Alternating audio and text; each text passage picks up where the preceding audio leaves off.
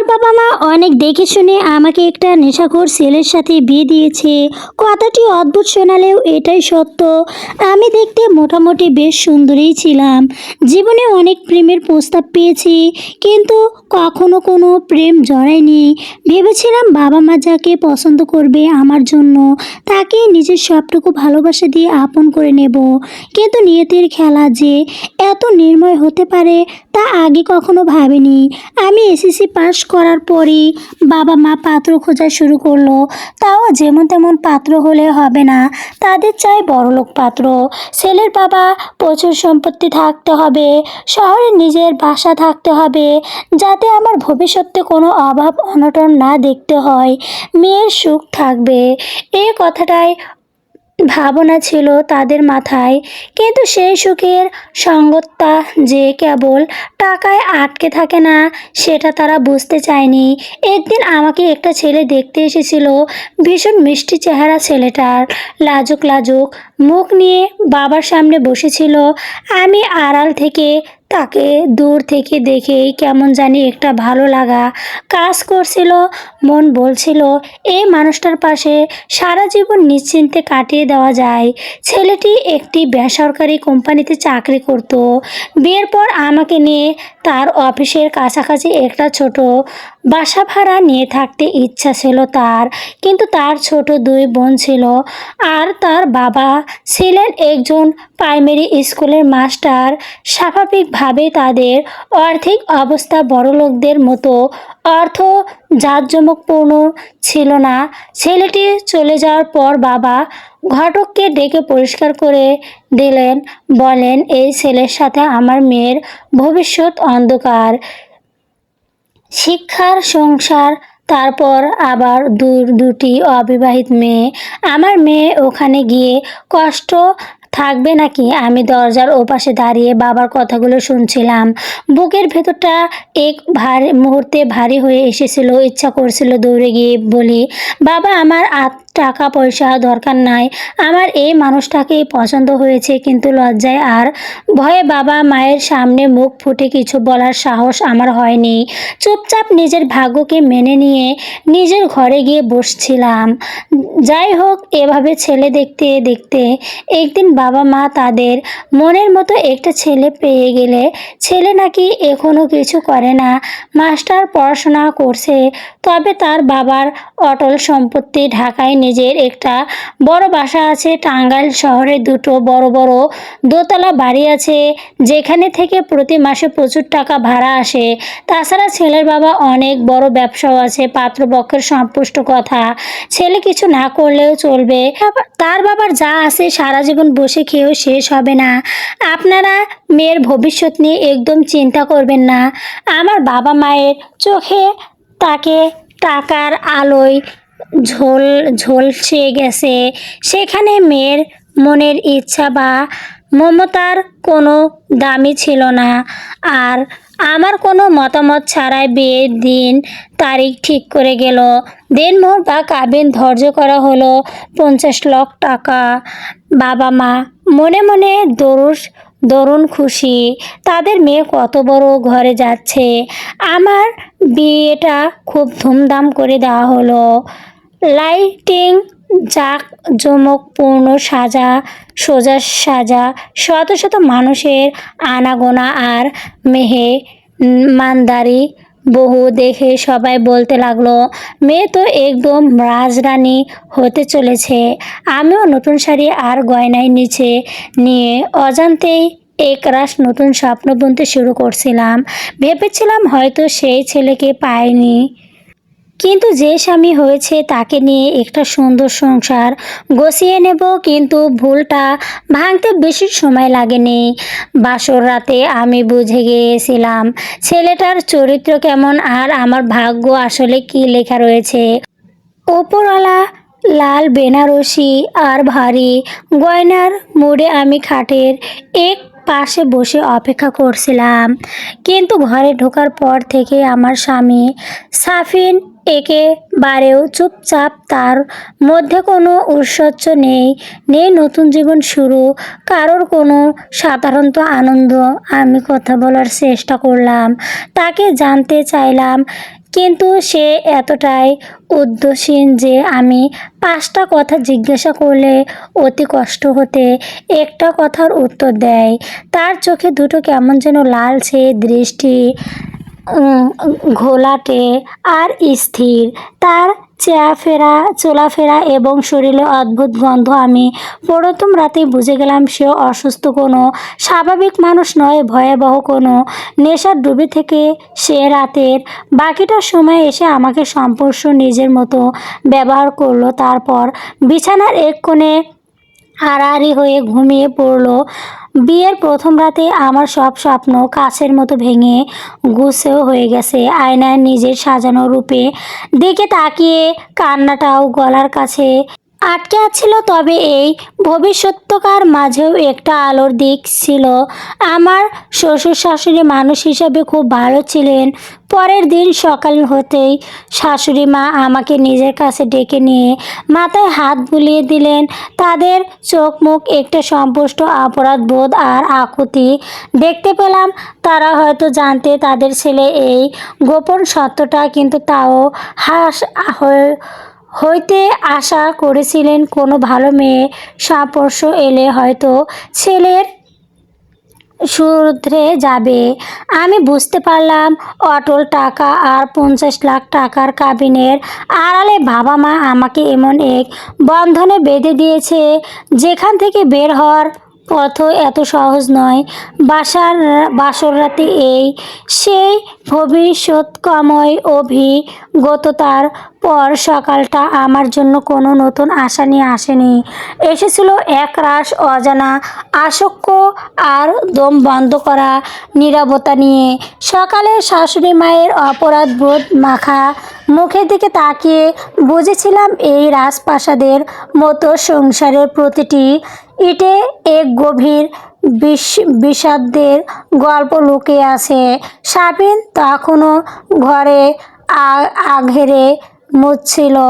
রুমে ছড়িয়ে ছড়িয়ে থাকা নেশার সাজজম্য আর তার আড়িঘড়ি ঘুমান দেহটার দিকে তাকিয়ে আমার নিজের ওপর এক প্রকার ঘৃণা জন্মেছিল। কিন্তু পরক্ষণেই ভাবলাম, আমি তো এই সাজানো ধ্বংসম্পর ওপর দাঁড়িয়ে শুধু কেঁদে দিন কাটাতে পারি না। শাশুড়ি মা আমাকে ড্রয়িং রুমে ডাকে নিয়ে জড়িয়ে ধরে কেঁদে ফেলছিলেন। তার কান্নাটা কোনো ভবিষ্যৎ ছিল না, ছিল এক রহস্যময় মায়ের চরম আকুতি। তিনি বললেন, মারে, তোকে আমরা কোনো মিথ্যা বলে ঘরে আনিনি, কিন্তু সবটা হয়তো সম্পূর্ণ প্রকাশ করতেও পারিনি। সাফিংয়ের এই অসভ্য সের কথা ভেবে আমরা প্রতিদিন তিলে তিলে শেষ হয়ে যাচ্ছি। দামি দামি ডাক্তার, রিহাব, কিছু বাকি রাখিনি, কিন্তু কোনো লাভ হয়নি। সব শেষে ভেবেছিলাম একটা স্বয়ং সুখিত্রিত ও লক্ষ্মী মেয়ে ঘরে আসলে হয়তো ও সংসারের মায়ায় পড়ে ভালো পথে ফিরবে। তুই আমাদের মেয়ে হয়ে ওটাকে একটু আলাদাতে ফেরানোর চেষ্টা কর মা, তোর পায়ে পড়ি, আমাদের পরিবারটাকে তুই বাঁচা। শাশুড়ি মায়ের চোখে যে আকুতি আর চোখের জল ছিল তা দেখে নিজের চোখের কান্নাটা ভেতরে গভীর চুপে রাখলাম। মনে মনে ভাবলাম, আমার বাবা মা টাকার লোভে আমার জীবনটাকে বাজি রেখে একটা নরকে ঠেলে দিয়েছে ঠিকই, কিন্তু এই বুদ্ধি দম্পতি তো নির্দোষ। তারা সন্তানের শ্রেষ্ঠা প্রতিনিয়তি জ্বলছেন। বাবা মায়ের দোয়া এই নির্ময় নিয়তিকে তো মেনে নিতেই হলে। তবে কি আমি একটা মানুষকে ভালো করার চেষ্টা টুকুও করব না, নাকি শুরুতেই হার মেনে সব ছেড়ে পালিয়ে যাব? নিজেকে শক্ত করে মনে মনে এক কঠিন সিদ্ধান্ত নিলাম। যাই হোক না কেন, আমি এই বিষাক্ত অন্ধকার থেকে সাফিনকে টেনে বের করার চেষ্টা টুকু অন্তত করে দেখব। দুপুরের দিকে সাফিন ঘুম থেকে উঠল। তার চোখ দুটো তখনও রক্ত জবার মতো লাল, চেহারায় অবসাদের স্পষ্ট ছাপ আর সমস্ত শরীরে এক অদ্ভুত রুক্ষতা। ধীর পায়ে বাথরুমে থেকে বের হয়ে সে ঘরের কোণে গিয়ে দাঁড়ালো। আমাকে দেখে তার মুখ কোনো অপরাধবোধ লেশমাত্র ছিল না, বরং এক ধরনের চরম উদাসীনতা ও অবহেলা ছেয়েছিল। আমি নিজের ভেতরে সমস্ত সাহস সঞ্চয় করে গরম চা আর কিছু নাস্তা নিয়ে তার দিকে এগিয়ে গেলাম। ট্রেটা সাইডের টেবিলে রেখে বেশ শান্ত গলায় বললাম, চাটা খেয়ে নিন, ঠান্ডা হয়ে যাচ্ছে। দুপুর পেরিয়ে গেছে, কিছু মুখে না দিলে শরীর আরও খারাপ করবে। সাফিন আমার দিকে ঘুরে দাঁড়ালো। তার লালচে ঘোলেটে দৃষ্টিতে কোনো আবেগ বা মানসিক অনুভূতি ছিল না। সে কিছুক্ষণ আমার দিকে এক দৃষ্টিতে তাকিয়ে থাকলো, যেন বোঝার চেষ্টা করছিল আমি কে বা কোন তার বাপের এত আগ্রহ দেখছি। তারপর এক ঝলটায় চায়ের কাপটি হাত দিয়ে সরিয়ে দিল। সিরামিকের কাপটি মেঝেতে পড়ে ভেঙে ক্ষণ হয়ে গেল। গরম চা ছড়িয়ে পড়ল দামি কেপেটে। সে অতি রুক্ষ গলায় বলে উঠল, আমার এসব ফালতু সাজানো দয়া আর চা নাস্তা একদম দরকার নেই। আমার সেরা, কান খুলে শুনে রাখুন। তুমি বিয়ে করে এই ঘরে এসেছো মানে এই নয় যে আমার উপর তোমার কোনো অধিকার জন্মাবে। তুমি আমার স্ত্রী হতে পারো, কিন্তু আমার জীবনের মালিক নও। নিজেও সীমার মধ্যে থাকার চেষ্টা করবে।